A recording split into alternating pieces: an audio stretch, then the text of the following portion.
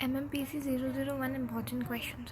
So question 1, explain in detail the features of planning and the steps involved in the planning process in organization. Discuss the importance of planning function in an organization with relevant examples. So basically, you know that planning is a management function that initiates with setting business objectives and determining various course of actions to achieve stated objects. So its main focuses are on achieving objectives. Primary function है ये, pervasive है, that is required at all levels of management, continuous है, futuristic है, involves decision making, also enables a mental exercise. Now steps in planning. So the steps are that setting up organization objectives, developing planning premises, उसके बाद एक alternative course आप identify करते हो, फिर evaluate करते हो, फिर finally select करते हो, उसके बाद implement करते हो and then take up the follow up action. Let's check out the importance now. So it ensures selection of optimum goals, manages complexity, survive environmental change, protection from failure, unity of action, support control and coordination, promotes innovative ideas, facilitates decision making. ये सब चीज़ें हम detail में अपने own words में explain करके exam में लिख सकते हैं, बट की पॉइंटर्स अगर आप याद रखेंगे then that will be really grateful.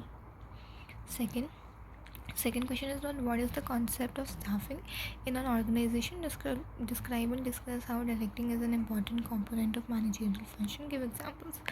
So you basically know that staffing means right person at right job.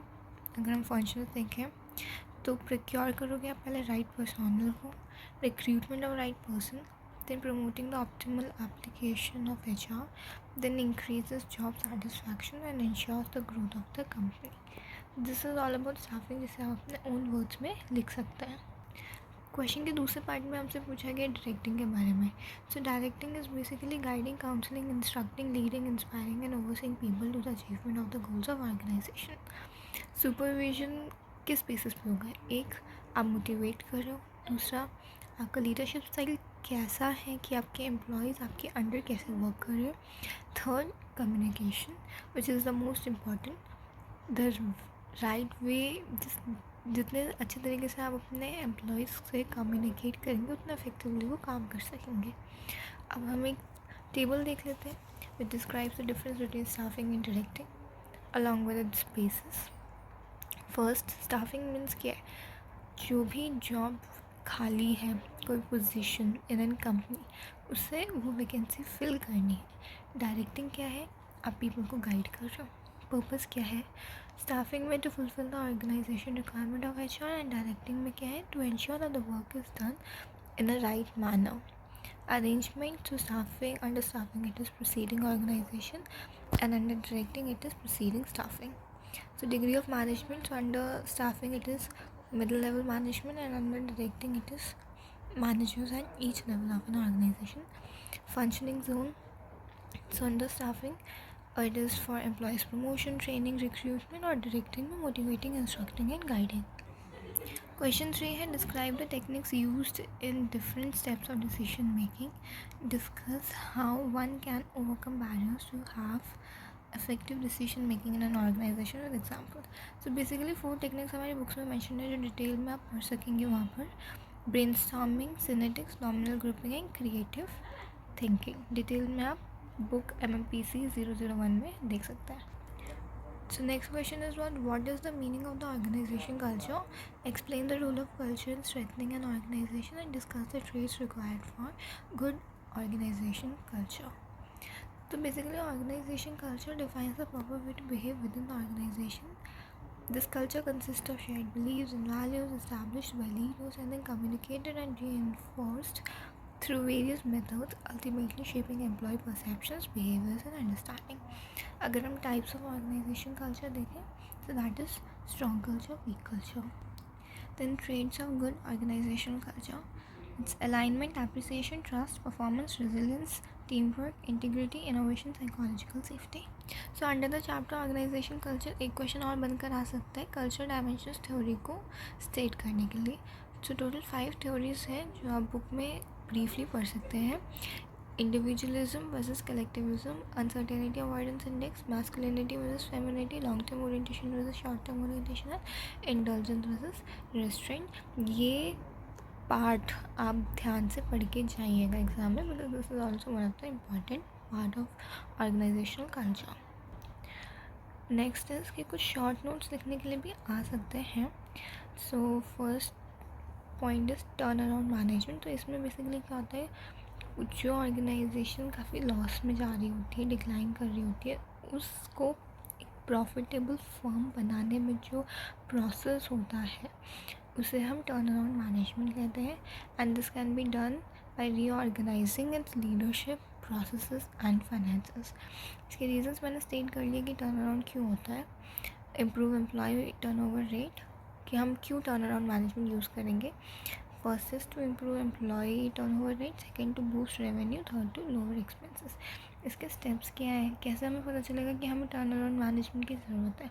पहला, define the issue, second, strategise, third, create the action plan, fourth, implement the plan and then review the plan. Second जो short note में पूछ सकते हैं वो है organisational ethics, which are also known as business ethics, which are based on values, principles and standards that guide the individual and group behavior of the people in an organization. So business activities are set up to steer and manage activities in business situations to proactively avoid harmful behavior.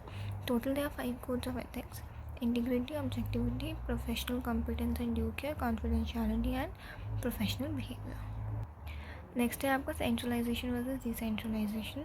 Centralisation में basic simple आप समझिए कि जो decision making power होती है ना, वो top management में होती है, और टॉप मैनेजमेंट में भी सिर्फ हैंड पिक्ड लोगों के पास ही वो पावर होती है। लेकिन डिसेंट्रलाइजेशन में क्या होता है कि ये मैक्सिमम इधर इस केस में decision making power middle level management and lower level management के पास रहती है। तो ये कुछ एक टेबल है जो आप देख सकते हैं। डिसेंट्रलाइजेशन तो देखो मोटिवेट भी काफ़ी अच्छे से करता है एम्प्लॉय को, लेकिन सेंट्रलाइजेशन में काफ़ी डिमोटिवेटेड एम्प्लॉय रहता है, क्योंकि उन्हें तो सिर्फ ऑर्डर्स मानने पड़ेंगे अपने टॉप लेवल मैनेजमेंट ने जो भी डिसीजंस लिए हैं। सो नेक्स्ट शॉर्ट नोट में लिखने आ सकता है मैनेजरियल ग्रिड थ्योरी, जिसको हम ब्लेक मॉर्टन ग्रिड से भी जाना जाता है। And it is a framework used to determine a leader's behavioural style, identifying the concern for people versus the concern for task production. तो आपने लीडरशिप स्टाइल्स अपने 11th-12th में भी पढ़ी होंगी, तो वही लीडरशिप स्टाइल्स इस टॉपिक के अंडर आप कवर करेंगे, that is autocratic, democratic and lazy-fair. एक और शॉर्ट नोट के लिए आ सकता है, दैट इज़ एक्सटर्नल रिक्रूटमेंट। ठीक है, सो एक्सटर्नल रिक्रूटमेंट में क्या क्या बेसिस पे लोगों का रिक्रूटमेंट होता है, लाइक डायरेक्ट रिक्रूटमेंट भी हो जाता है, कैजुअल कॉलर्स यानी कि जो भी वेटिंग लिस्ट में है, कैंपस रिक्रूटमेंट, देन आप किसी एजेंसी को हायर करते हो फॉर प्लेसमेंट और मैनेजमेंट कंसल्टेंट के लिए, तो labour contractors, then web publishing या फिर recommendation from existing employees. So next question is briefly discuss the reasons for the changes to be undertaken by the organization. So पहले तो हम देख लेते हैं कि टाइप्स ऑफ ऑर्गेनाइजेशन चेंजेस क्या होते हैं। एक होता है ट्रांसफॉर्मेशनल, ट्रांजिशनल एंड डेवलपमेंटल। इसके अंडर भी कुछ पार्ट्स हैं जो आप बुक में ब्रीफली पढ़ सकते हैं। नेक्स्ट हम देख लेते हैं, एक दो और होते हैं इसमें, प्रोएक्टिव और रिएक्टिव। नेक्स्ट है आपका कि क्या रीजंस है जिसकी वजह से ऑर्गेनाइजेशन कल्चर में चेंजेस आते हैं। एक इंटरनल है, सेकंड एक्सटर्नल है। इंटरनल में changes in leadership, changes in vision and value, introduction of new technology, deficiency in the existing structure, poor employ performance, decline in revenue, then आपका company growth, making a sudden crisis. External में आपके new opportunities या फिर natural disasters या फिर कोई government regulation and loss में changes हो गए हैं, या फिर डिजिटल एंड टेक्नोलॉजिकल एडवांसमेंट हुए हैं, पॉलिटिकल फैक्टर्स भी हो सकते हैं, सोशल फैक्टर्स भी हो सकते हैं, इकोनॉमिक कोलैप्स भी हो सकता है, market changes, because market is very versatile. अब है next question, that what is delegation and explain the problems encountered in delegation and the prerequisites to be considered for effective delegation. So delegation is like giving authority or power of decision making to a group of people. तो क्या क्या problems आती हैं, एक lack of critical thinking, then lack of initiatives, employees ज़्यादा initiate करना नहीं चाह रहे, then lack of quality and lack of speed. Then how to overcome, so communicate clearly and frequently, set realistic expectations and goals, provide feedback and recognition, and encourage learning and development. अब ये कुछ और short notes के form में आ सकते हैं, जैसे आपका इफेक्टिव कम्युनिकेशन। बहुत ज़रूरी है कि आप इतना इफेक्टिवली कम्युनिकेट करो कि आपकी बात सामने वाले को समझ आ रही है, सामने वाला आपकी बात सुन सकता है और समझ भी सकता है। तो 5 कीज़ है फॉर द इफेक्टिव कम्युनिकेशन।